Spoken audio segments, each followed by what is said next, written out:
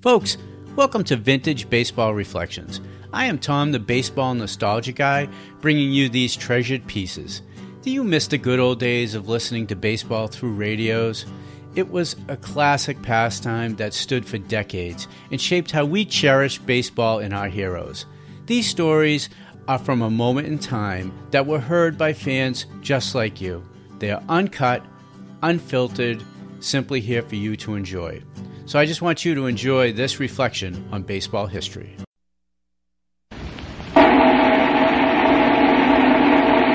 From Day to Durocher to Jenson, it's Double Play with Durocher and Day. With their guest, Jackie Jenson, here's another chapter of Double Play with Durocher and Day.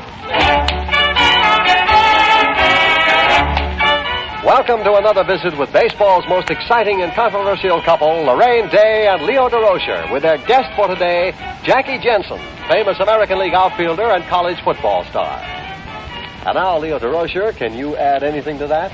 Jackie Jenson was the All-America football player with Southern California, too. Southern Cal? I'll punch you in the nose. Wait a minute. That's no way to start the show. You two should have a lot in common. You both have been traded from the Yankees, and you both are married to famous women. Well, while they're straightening it out, we'd like to bring you this message. And now back to Double Play with Leo Durocher and Laraine Day, and their guest for today, Jackie Jenson. It's a little different than that baseball, isn't it, Jackie? Well, I wish it looked about this size when it came in. You do pretty good with it, though. Hey, you two, what's with the football? Don't you know the Double Play is supposed to be a baseball program? Friends, this is Jackie Jenson, the star outfielder of the Washington Senators. Yes, and don't forget, he also played the Rose Bowl, and he was a great player. Well, this is a baseball program, and I'm here to see that we talk about baseball, so let's get to it. Jackie, why didn't you try pitching when Casey Stengel asked you to in 1951? Well, I'd like to have made a picture with the Yankees, but at the time that he asked me to try pitching, he thought, or was under the impression that I'd been playing ball all winter at home, and we had sort of a miserable winter up in Northern California, and we had a lot of games rained out, and consequently we only played about 4 during the whole fall. And when I came down to pre-spring training, he thought my arm was in good shape and good enough to throw the ball, and I was alternating in the outfield and then pitching, and Leo knows it's a little tough on a pitcher to be able to throw that long throw and then the short throw of the 90 feet. I just found I didn't have anything, and so when I played in the inter-squad games, I got my head belted off, and that was the end of my pitching career. It takes pitchers, I mean, the ones that we have on the Giants in most every club. You go to spring training, it takes at least 2 weeks before they can start to throw the ball for an inning or 2 innings in inter-squad games.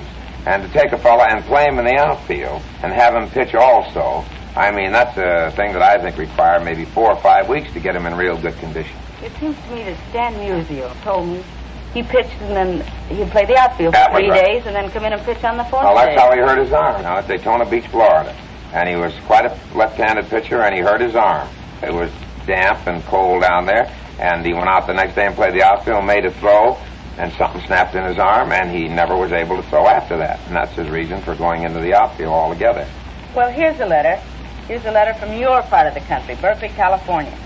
It says, the question in it, must be a fan of yours. He says, if you ever have Jackie Jenson on your show, I would like to have you ask him how he felt when the Yankees traded him. Well, I don't think any ball player that has spent any time with the New York Yankees would enjoy the feeling that he's been traded out of the organization.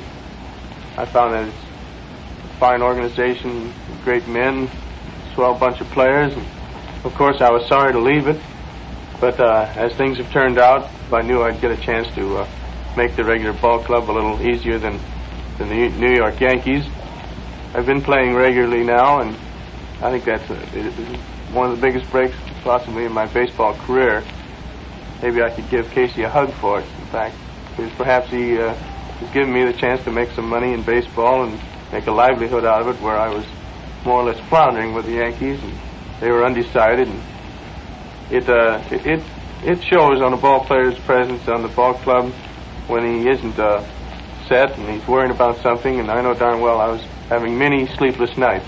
Well, I agree with you there, Jackie, because I have players on my ball club that, since I've been a manager, that I've traded, and they always hate to leave, But the way I point things out to them, that it may be all for the better, that they go to another club, put on a new uniform, a different group of boys, and they start fresh, a chance to play regular, a chance to make more money, and I think all trades like that always turn out for the best for the player. Well, you were both traded from the Yankees. Well, How did you feel when you were traded? Well, I was just going to bring that up. Yankees? You always hate to leave the club that you're with, naturally.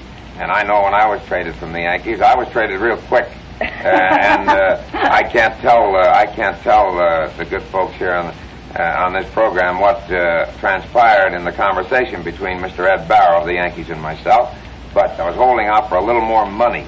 $1,000 was the difference, and Mr. Barrow, I never will forget it. He's a wonderful man and a great baseball man. I was just a kid at that time, and $1,000 was all the money in the world to me, and I wanted to get it. And I made a remark. I just can't repeat the word, but as I got to the door, Mr. Barrow wheeled around in his swivel chair from the desk, and he said, "What did you say?" And I said, "Did you hear me?" And he says, "I think I did." Well, I said, "It still goes." And he said, "And so do you." And I closed the door, and the next morning at 9 o'clock, I was the property of the Cincinnati Ball Club in the National League. So that's how I was traded from the Yankees, Jackie, real quick. Mine wasn't quite that fast. Oh, I was gone. I never got a chance to argue any more about $1,000. Well, did you know you were going to be traded? Had you received any warning whatsoever? Well, the only warning I had was on the way down to spring training. I stopped off in Reno with my wife, and I got a phone call from San Francisco, long distance, and said, "Hey, do you know that you and Billy Martin have been traded to the Washington Senators?"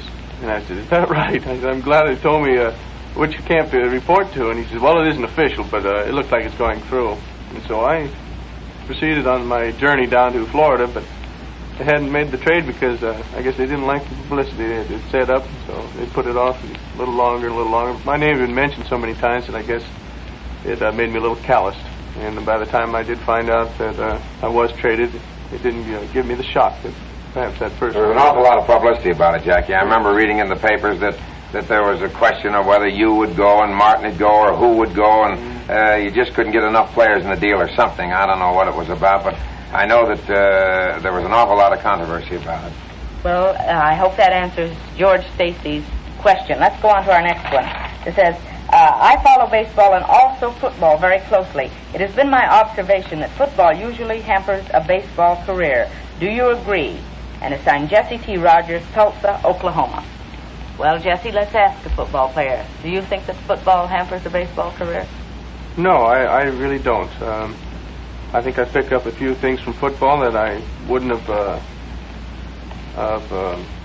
benefited from. I think one thing was possibly a tip-off on how to steal a base, which is a big thing. And, of course, my present coach, Clyde Milan, he called Deerfoot, and stole 86 bases. He's great. Made Ty Cobb mad, so he stole 96 the next year. But he's been telling me a lot of fine things also. But one thing I learned in football was one way of getting the jump on a pitcher by just using the feet so that you're in full stride by the time you've taken your first or second step. Whereas a lot of your base runners now they aren't in full stride until their fourth or fifth step, and that extra little yardage is just enough for the catcher can get the ball and get you out at second base. I think the only thing that possibly football would hamper your ability in baseball is that it might tighten up your shoulders, and I think a lot of the young ball players, and myself even, have shown on the first year or so in baseball, before you stay away from the football pads and the bangings with the shoulder, the high fastball, you can't quite get up to it. When you're young, if you come right out of school and you go right into baseball, I don't think it's going to affect you too much unless you've taken a terrific pounding as a college player. What do you mean it makes something about your shoulders? You said it makes your shoulders... Well, everything in football is body contact, of course, something which we try to stay away from in baseball, but once in a while run into it. But everything's done with the shoulders, and naturally you're going to build up those big shoulder muscles and the neck muscles.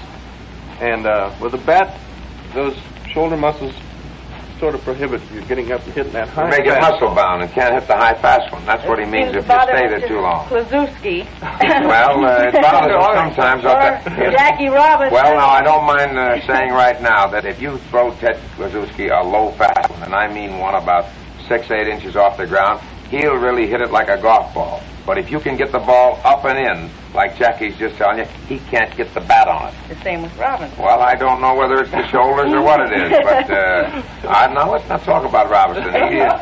He's a pretty good hitter. Well, excuse me, before we go into this anymore, I think it's just about time that we let our sponsor get in a few words. And now back to Double Play with Durocher and Day. They always ask about football players coming into baseball. Don't we have any great basketball players that have ever come into baseball? Oh, I had one at Brooklyn, Howie Schultz. Remember him? He played with Hamlin, I believe, out of Minnesota, and he was an All-American basketball player. But he just couldn't play baseball well enough to stay in the major leagues. But is he the only one? I mean, we don't have any outstanding No, there are others. basketball players that play baseball? With the Yankees right now, two playing with them that have made their all-conference ball clubs, in Bob Serve, a rookie up, and from Nebraska, University of Nebraska, and Irv Noren. They're both very fine basketball players. Well, I guess that just about finishes all our questions for today from our fans that we can ask Jackie. Well, I want to ask Jackie a few questions. You know, I've been needled quite a bit around here about being married to you, that the motion picture actress, and how is it like, and nice. I should say ex-motion picture actress. Your wife is just one of the outstanding divers and swimmers in the country. Now, is there any trouble, Jackie, in your family in relationship to her sport and your sport? Only that we don't get to see each other very often. Her trips seem to go right on the same time that I'm just getting off of a road trip. And she's leaving to go somewhere on a tour. I think we figured it out that we'll see each other in 3 months this year.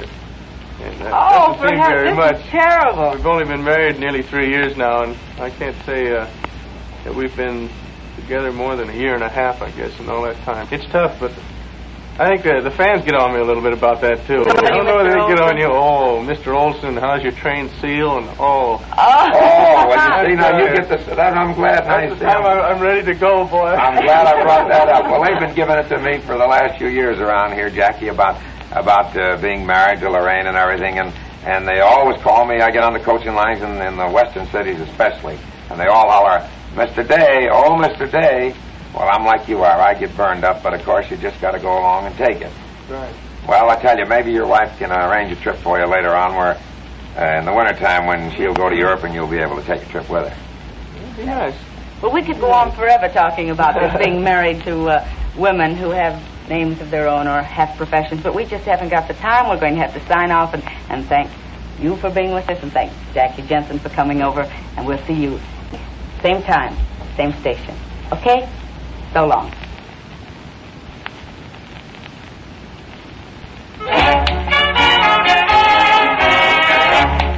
You've been listening to another chapter of Double Play with baseball's most exciting couple, Laraine Day and Leo Durocher. Today, Laraine and Leo had as their guest Jackie Jenson. Join us when again it's time for Double Play with Leo Durocher and Laraine Day, plus another big-time guest star. Double Play is produced and directed by Ted Neeland and is a Marchehead production.